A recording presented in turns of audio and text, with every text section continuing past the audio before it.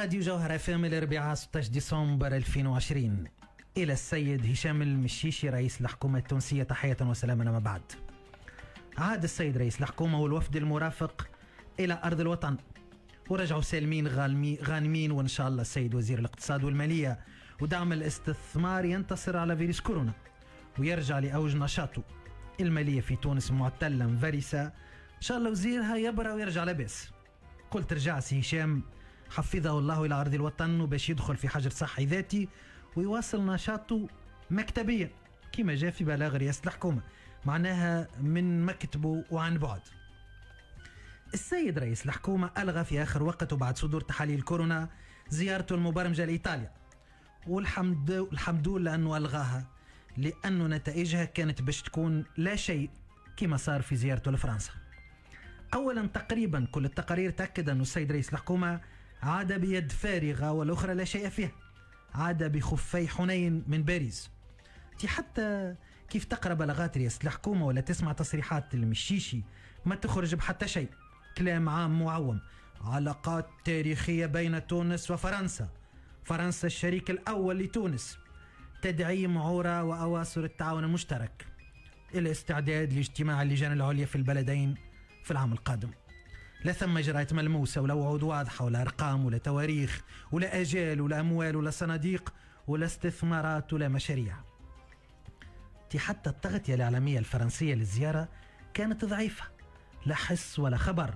الأصل في مثل هالزيارات أنها تستبق بحملة دعائية للترويج لتونس، ولكن احنا تقولش علينا لا عنا سفارة ولا قنصلية في فرنسا. اللي عملته السفارة هي سكنت رئيس الحكومة في إقامة تابعة لها، لأن الدولة الفرنسية ما وفرتلوش إقامة في أحد الفنادق كما هو معمول به مع الرؤساء ورؤساء الحكومات. حتى السيارة اللي هزت السيد رئيس الحكومة باش يلتقي برئيس الحكومة الفرنسية أو الوزير الأول الفرنسي تابعة للسفارة التونسية. الحصيل وكيف تقارن بين زيارة سي هشام رئيس الحكومة التونسية والسيسي رئيس جمهورية مصر اللي كان منذ أيام في باريس، تفهم الفرق بين اللي تستقبله فرنسا بالهلال والسجاد الأحمر وبين اللي تطفي عليه الضوء وترخي فيه العين. حتى كيف تقارنوا زيارة المهدي جمعة ويوسف الشاهد نلقاو فرنسا فرحت بهم أكثر من المشيشي، زعما على خاطرهم أولادها وعندهم الجنسية الفرنسية، وسي المشيشي ما عنده كان الجنسية التونسية. الحقيقة سي هشام بدا ضعيفا جدا، تقولش عليه تلميذ في حضرة أستاذ أو مريد في حضرة شيخ. حتى الحوار اللي عمله فرانس 24 الناطقة بالفرنسية الراجل يمجد في فرنسا حقوق الإنسان والكرامة وكرامة الإنسان، ناقصه كان ما عملناش درس على فلسفة الأنوار.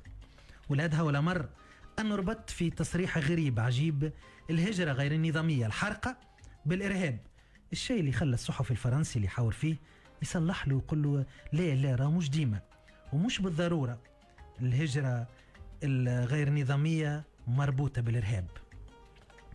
والقطرة اللي أفاضت الكأس أنه سي المشيشي قبل الإملاءات الفرنسية الكل وافق على ترحيل التوانسة المتهمين بالإرهاب إلى تونس. يا سي هشام يا أخي علاش تقبل؟ الباجي قايد السبس يوسف الشاهد اللي قبلك ضغطوا عليهم الفرنسيس باش يقبلوا لكنهم رفضوا. ثم إرهابيين عندهم جنسية فرنسية وتونسية، علاش تروح بهم لتونس؟ ثم شكون مشى من فرنسا لسوريا شارك في الحرب اللي يسميوها جهاد وعاود روح لفرنسا، علاش تروح به لتونس؟ سي هشام من الأخر والله لو كان كملت ركشت في تونس وشديت القصبة خير من مشيتك المهينة والمذلة لفرنسا. صحيح أنت ما زلت جديد، أما تنساش اللي أنت كنت وزير داخلية. الله غالب فاقد الشيء لا يعطيه، لا حضور لا كاريزما لا رؤية لا تصور. فرنسا استدعاتك ليملأ شروطها وانت للأسف قبلت ورضخت.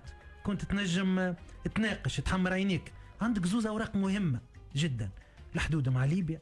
فرنسا في حاجة لتونس لدعم وجودها في ليبيا للاستثمار ولمنافسة تركيا وأمريكا والقوى الأخرى اللي تحب تهيمن على ليبيا.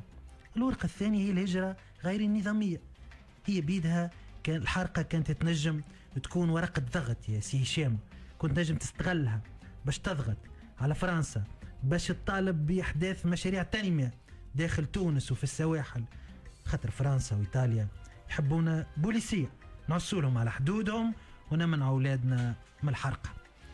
حبيت نقول لك راك رجعت بخفي حنين، أما أنت ما رجعتش كان بخفي حنين ويد فارغة والأخرى لا شيء فيها. أنت رجعت باتفاقيات وباستجابة لملاءات وموافقة على ترحيل الإرهابيين لتونس، وإحنا بلادنا ودولتنا وأمننا يعانيوا وأنت زدت عليهم.